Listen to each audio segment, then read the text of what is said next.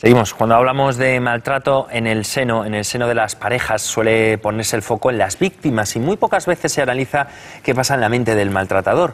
Pues bien, hoy vamos a hablar con la psicóloga Silvia Congós, especialista en relaciones de pareja, de un paciente que acudió a su consulta porque maltrataba a su pareja. Buenas tardes, Silvia, bienvenida. Hola, Juanjo, buenas tardes. Nos vas a hablar del caso de Mario, un paciente que tuviste y que acudió a tu consulta precisamente para reconocer eso. Sí, bueno, antes que nada, como sabes, siempre hablamos de casos reales, ponemos el nombre de Mario, pero evidentemente no es su nombre.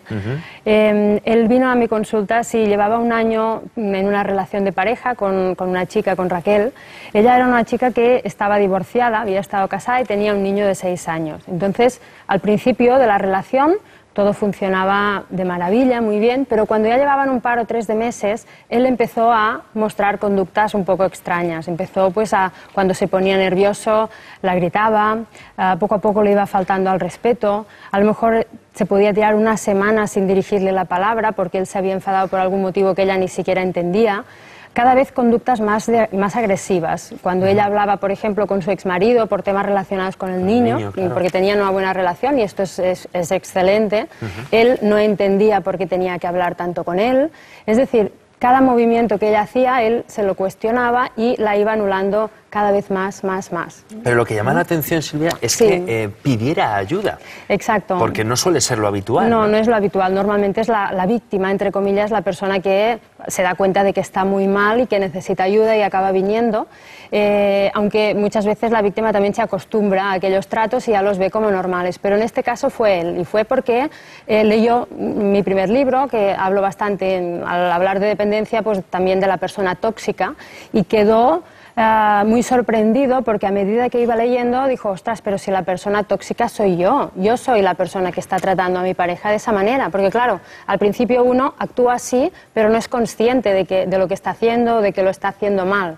Y a pesar de que hay momentos en los que sí que lo ve y pueden llorarte y te pueden decir, perdóname, es verdad, soy una bestia, no lo haré nunca más, pero después vuelven a repetir. Es como que tienen un impulso que les sale de dentro y no pueden evitar volver a hacerlo. Claro, ¿y por qué se produce ese hecho de humillación, ese hecho sí, mira, vejatorio, por así las causas, que es lo que después cuando una persona que se ve que le sucede esto viene a una consulta y realiza un proceso terapéutico, las causas siempre se ve que vienen principalmente de la infancia. Es decir, por ejemplo, en el caso de Mario, al revisar su historia, su niñez, cómo era su familia, su entorno, vimos que había tenido un padre muy sumiso y una madre que era absolutamente maltratadora.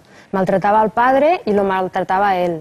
Tenía una hermana también él, pero lo maltrataba siempre. Desde pequeño le decía, eres un inútil, no sé qué vamos a hacer contigo, qué escombro de niño, si es que yo no sé qué mujer te va a querer, qué mujer te va a elegir, si yo fuera mujer jamás te elegiría. Le comparaba con los demás, etcétera, etcétera. Entonces, claro, él, un niño pequeño, no se cuestiona si eso que le está diciendo su madre es verdad o no es verdad, o si su madre lo dice porque a ella también se lo habían dicho. Un niño dice, no sirvo para nada, pues no sirvo para nada, y lo archivo en mi disco duro y este soy yo. Entonces, claro, él fue creciendo y de hecho también se dio cuenta con la terapia que de adulto su madre seguía tratándole así. Y él lo seguía permitiendo, es como que lo tenía completamente normalizado, para él era normal. Y su sorpresa fue, al hacer esa revisión, al conectar con ese niño que él había sido en un momento de su vida y verlo desde fuera, ver cómo lo habían tratado, ¿no? Eso es un proceso que se tiene que hacer siempre teniendo claro que no estamos culpando al padre ni a la madre, porque eso también es importante, sino que tomamos conciencia de por qué yo soy así, por qué a mí me pasan esas cosas, pero tenemos claro que a esa madre probablemente cuando era pequeña también había sufrido un trato que no era el adecuado y a su vez sus padres también. Es toda una cadena hasta que uno para y pone conciencia y dice, a ver, ¿qué está pasando? Esto no es normal, esto claro, no puede Silvia, ser. pero una persona que nos trata así, ¿realmente nos quiere? Claro, yo pienso que se tiene que entender como que eso no es amor, no es un amor sano, y directamente yo diría que no es amor, porque fíjate, Juanjo, que cuando tú quieres a alguien, tú eres incapaz de hacer nada con lo que sepas que le vas a hacer daño a esa persona. No podemos, no nos sale de dentro. Entonces, cuando uno te hace daño y se da cuenta y no hace nada tampoco para cambiarlo, pues tienes que entenderlo como eso no es amor. Muchas veces en esos casos te dicen, te lo prometo, no lo volveré a hacer, cambiaré, pero yo siempre les digo a todas las personas que vienen a verme que ¿qué ha hecho esa persona? Aparte de decirte que va a cambiar, ¿ha hecho algo para conseguir cambiar? Claro, pero Silvia, ¿se puede llegar a arreglar esa situación una vez que pasa, digámoslo así, ese episodio, bueno, grotesco, ese episodio tan desagradable? Sí, la persona que ha maltratado puede llevar a arreglar ese problema que tienen a través de comprender por qué lo hace y aprender herramientas para dejar de hacerlo, puede cambiar, pero yo considero que la persona que ha vivido con alguien que la ha maltratado, como es el caso de esta chica, no puede continuar en una relación con esa persona.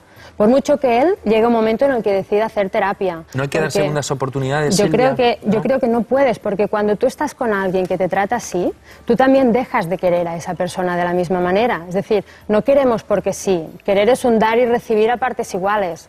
Si tú das amor, das cariño, das cuidar al otro, etcétera, etcétera, confianza, y recibes lo mismo, entonces ahí se produce ese amor sano. Pero si tú das y la otra persona te hace daño, te genera ansiedad, te hace sufrir, estás días y días llorando, entonces tú ahí dejas de tener el sentimiento sano que tenías al inicio hacia esa persona. Entonces, si quieres seguir ahí, habrá reproches, habrá un cierto distanciamiento también, porque es inevitable.